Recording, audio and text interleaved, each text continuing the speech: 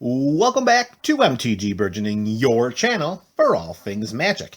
It is EDH Commander Thursday, and in today's video we are going to continue to build around Garth One-Eye in an artifact token build.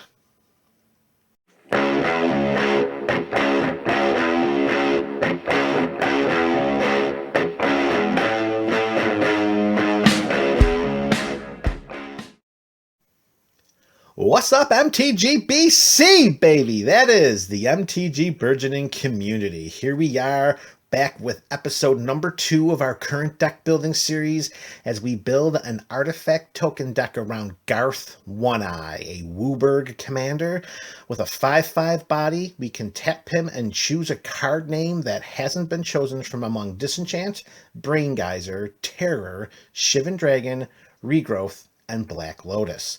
We create a copy of the card with the chosen name, and we may cast the copy. This is not going to be a build that's going to look to abuse the tap ability in order to create infinite number of things.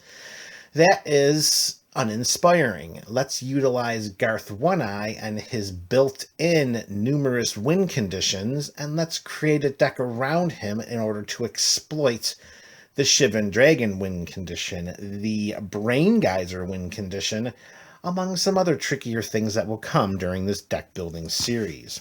If you missed episode 1, you can click in the links below and bring you right up to speed. Cards included in this deck so far are cards that we are looking to have to create any kinds of artifact tokens. Here are the cards already in the deck. We have Regavan. Oh, come on, camera. There we go. We have Regavan Nimble Pilferer for treasures. We have Dockside Extortionist for treasures. We have Monologue Tax for treasures. We have Toggo Goblin Weaponsmith for rocks. We have Tireless Tracker for clues. We have Tireless Provisioner for either food or either food or treasures. We have Fey Offering for clue, food, and treasure tokens. We have Search the Premises for clue tokens. We have Saheeli the Gifted for servo tokens. We have Tezzeret Artifice Master for servo tokens. We have Brass's Bounty for treasure tokens. And we have Old Gnawbone for, again, treasure tokens. So with those 12 cards already included in the deck, all of which are doing exactly what we want this deck to do, and that is create artifact tokens. The next segment of cards that are going to be included, well, since we have these tokens of various variety, treasures, food, clues, servos, thopters, and all kinds of rocks, of course. What are we going to do with them? What uses can we get out of these different treasure tokens other than gaining 3 life, drawing a card, or getting 1 mana of any color? Well, the next subset of cards look to take advantage of all of those particular artifact tokens. So, card 1, let's look at Lonus, Cryptozoologist. Green and a blue for a 1/2, and whenever another non-token creature enters the battlefield under our control, we get to investigate, which of course means create a clue token. We can tap Lonus here and sacrifice X clues, and then target opponent reveals the top X cards of their library, and we may put a non-land permanent card with mana value X or less from among them onto the battlefield under our control. And then that player puts the rest on the bottom of their library in a random order. Lonus is going to be amazing in this deck for the particular purpose of, look what's not included in the text of this creature. It does not say activate only as a sorcery. We can EOT this ability, and then we can grab something great if we have enough clues in play. And trust me, Burgeonites, we're going to have a lot of clues in play. Lonus is going to be sneaky good at allowing us to just handpick permanents right from the libraries of our opponents. And of course, because we can do it at any time, he's always a threat to end of turn get something wonderful off of the top X cards of an opponent's library. At worst case scenario, we get a land. Lonus is card number 1 in this next subset of cards. Card number 2, Academy Manufactor. It's an artifact creature, 3 mana value for a 1/3 body. If we create a clue, a food, or a treasure token, instead create one of each. Let that sink in for a moment here. If we have the Academy Manufactor on the battlefield and under our control, and we create a treasure token, well, guess what? We get a clue, a food, and a treasure. Or if we just create a clue, again, we get a clue, a food, or a treasure token. This guy is going to really help what we're trying to do in this deck. It's going to help us to triple the amount of any of the named artifact tokens on this card. And as you can see from our first 12, the majority of them are dealing with, actually we can say the first 13, they're all dealing primarily with treasures, food, and clues, with the the sporadic Thopters for Saheeli and the Thopters with Tezzeret and the Servos with Saheeli. So we create one of our primary artifact tokens, and we're creating 2 of the other ones. Academy Manufactor is going to do a lot of heavy lifting in this deck. All right, so let's talk about some additional ways we can use all of these different artifact tokens. Next up, we are going to include as card number 3 in this subset, Inspiring Statuary. It's an artifact with a mana value of 3 that reads, non-artifact spells we cast have improvise. We are going to go out of our way to make sure that this deck is not inundated with actual artifact cards. This is an artifact token deck, and in so doing, we want to make sure that we have a number of spells in this deck that are going to do exactly what we want, and that is to create artifact tokens. Well, we can use those artifact tokens to help cast our spells. Each artifact we tap after we're done activating mana abilities pays for 1 colorless of all of those spells.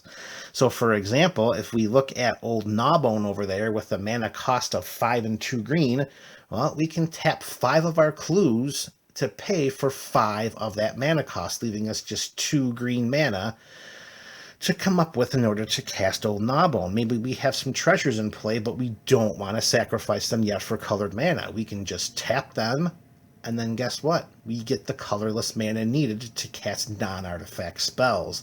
Inspiring Statuary will help us get the most miles out of our artifact tokens, especially if we don't want to sack our treasures just yet. That is going to be a very sneaky card, and that is Inspiring Statuary.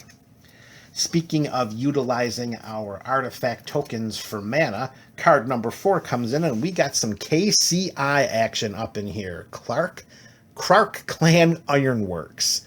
An artifact with a mana value of 4 simply reads, sacrifice an artifact, add 2 colorless mana to your mana pool. Simple as that, folks.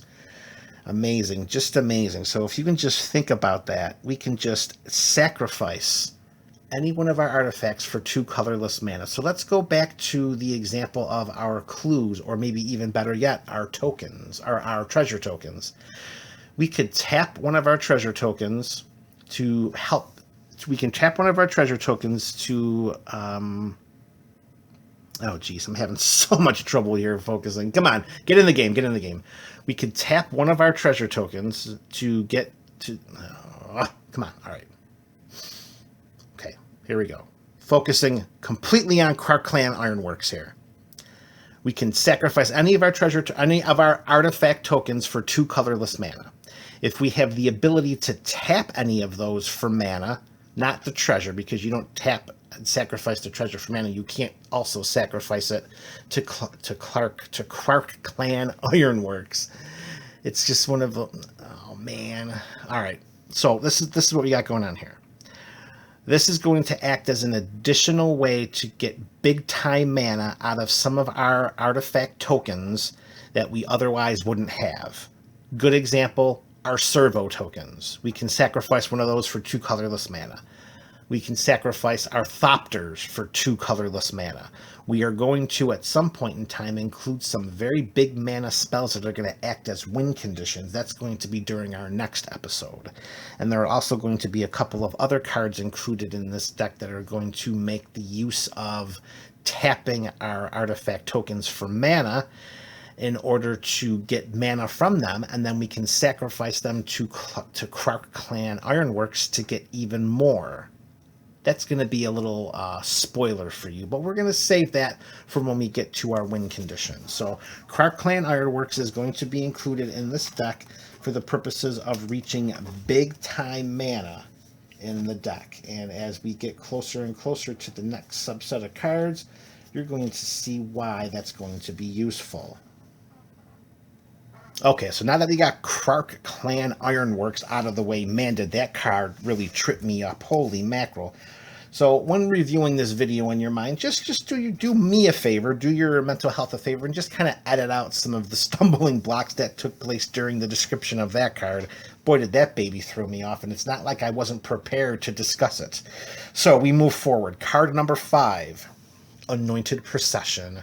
Enchantment, 3 and a white. If an effect would create 1 or more tokens under our control, it creates twice those many tokens instead. So for the purposes of this deck, 1 treasure equals 2. 1 servo equals 2. 1 clue equals 2, and so on and so forth. This is going to double our token artifacts every time they're created. Card number 6. Storm the Vault, staying on theme with enchantments with a mana value of 4. This one is of the Izzet variety. And it reads, whenever 1 or more creatures we control deal combat damage to a player, we create a treasure token. And at the beginning of our end step, if we control 5 or more artifacts, folks, we will be controlling 5 or more artifacts very easily in this deck. When we get to that point, we will transform Storm the Vault into a land that is actually banned in Commander. And when I say that, we're talking about the Urza's Saga specialty that taps for 1 blue, or you tap it for 1 blue for each artifact you control. However, here we have that ability imprinted on Vaults of Cataclysm. Additionally, we can tap to add 1 mana of any color to our mana pool. So we get to play in Commander once we meet the requirement to transform this card, which will not be difficult to do. We will get to play with a land in Commander that is actually banned. Tap, add blue to our mana pool for each artifact you control. Again, we are going to be approaching during this series some big mana game-winning win condition spells that are going to help utilize the mana generated by Storm the Vault and by Krark Clan's Ironwork. That's going to be one of the ways in which we can win in this deck. Storm the Vault is going to help us get some big mana because we are going to have a lot of artifact tokens. Storm the Vault is inclusion number 6. We're halfway through with this current subset of cards. Next up, we're going to creatures, and we're going to talk about Galazeth Prismari. 2 blue and a red for a 3/4 flying dragon, of course. And when he ETBs, we create a treasure token. And artifacts we control have tap, add 1 mana of any color, spend this mana only to cast an instant or sorcery spell. So just with Galazeth Prismari coming into play, gives us some sort of, pseudo cost reduction by the creation of a treasure token. However, it's the second ability that's a lot more beneficial and effective and overpowering for us in this deck. And that is artifacts we control have tap to add 1 mana of any color, only to cast instant or sorcery spells. So when we were talking about the oft maligned by me, Krark Clan Ironworks, the stinking card Krark, we're just going to call it KCI. Krark Clan Ironworks moving forward will be referred to as KCI. So if we have some big old instant and sorcery spells in our hand, or even some small ones, we can tap one of our artifacts, Artifact tokens, we're going to be flushed with them. For 1 mana of any color, use that to cast an instant or sorcery spell. Then we could sacrifice that same treasure to KCI for 2 colorless mana. That 2 colorless mana can help cast the instant or sorcery spell, or it could be used for something else. As I said, when we get into the win conditions of this deck, this little synergistic engine of big mana will become a lot more apparent. But Galazeth Prismari is definitely going to help with us by giving us the ability to tap our artifact tokens for mana of any color, as long as that's used for instant and sorcery spells. And we will have some instant and sorcery spells in this deck. Okay. Next up, we have Second Harvest. Instant 2 and 2 green. For each token we control, put a token onto the battlefield that's a copy of that permanent. Pretty much we will double all of our artifact tokens just by tapping Second Harvest. Look at that nice little segue. Galazeth Prismari's out into play. We tap 4 of our treasures. We cast Second Harvest. We get even more. Beautiful. Just beautiful. All right, now the first 2/3 of this subset of cards is over. Here comes number 9, and it's a big one. We have Urza, Lord High Artificer, 2 and 2 blue, 1/4 legendary human artificer. And when Urza enters the battlefield, we create a 0/0 colorless construct artifact token with. This creature gets +1/+1 for each artifact you control. The middle ability is the one that's going to be our best ability. Tap an untapped artifact we control, add a blue mana. Notice this does not have any restrictions or limitations similar to Galazeth Prismari. We can use that blue mana tapped by Urza for any spell, not just an instant or sorcery. And lastly, we can tap 5 to shuffle our library, then exile the top card. Until end of turn, we may play that card without paying its mana cost. I suppose for the purposes of generating big-time mana, which this deck will be able to do, we should be able to utilize Urza's 3rd ability with some degree of success. I don't foresee us being able to draw and I don't foresee us being able to exile and cast our entire deck like so many Urza builds could degenerately do. However, Urza is definitely going to come down and act as a really great synergistic weapon for all of the different artifact tokens that we have included. Plus, upon arrival, he makes an artifact token. Urza, Lord High Artificer. Thank you, Modern Horizons 1. Card number 10. Goldspan Dragon. 3 and 2 red, 4/4 flying haste. Whenever he attacks or is the target of a spell, we create a treasure token, and treasures we control have tap, sacrifice, add 2 mana of any one color. Goldspan mana will help to create those treasure tokens and will also help to double their mana. All right, card 11. As we wind down this current subset of cards, we have Shimmer Dragon, 4 and 2 blue, a 5/6 flying dragon, which unfortunately could only been found in the Throne of Eldraine Brawl decks or the Collector Booster Packs. This was not actually included in the Throne of Eldraine draft set. So we have a 5/6 dragon. As long as we control 4 or more artifacts, Shimmer Dragon will have hexproof. Again, as we have repeatedly stated during this series, we are going to have an enormous amount of artifacts, artifact tokens, of course. And what can we do with some of those artifact tokens? Well, how about we tap 2 of them and draw a card? That is Shimmer Dragon's awesome abilities right there. As long as we have 4 or more, it has hexproof, so it's going to avoid any kind of spot or targeted removal. And then all we have to do is tap a clue, tap a food, tap a servo, tap a thopter, and we draw a card. Shimmer Dragon is going to help keep our hands filled with cards as long as we can, meet its having at least be, as long as we can tap the artifacts that we have into play. As long as we got artifacts in play, Shimmer Dragon will be just fine, is what I'm trying to somehow spit out of my mouth. But it's just KCI wrecked me, guys. KCI just wrecked me. All right, so let's finish this up by talking about the last card we're going to discuss in this episode, and that's going to be Whir of Invention. For X and triple blue, this instant has the improvise mechanic, which is the convoke mechanic, but just for artifacts. So with Improvise, our artifacts can help us cast this spell. Each artifact we tap after we're done activating mana abilities pays for 1 colorless mana. That's pretty much what Inspiring Statuary does. Our non-artifact spells have Improvise. And what War of Invention lets us do is we can search our library for an artifact card with converted mana cost X or less, put it onto the battlefield, and then shuffle your library. I did say earlier that we are not going to go out of our way to inundate this deck with artifact cards, and that is true. However, some of the artifacts that we are including in this deck and already have are pretty valuable to what the deck wants to do.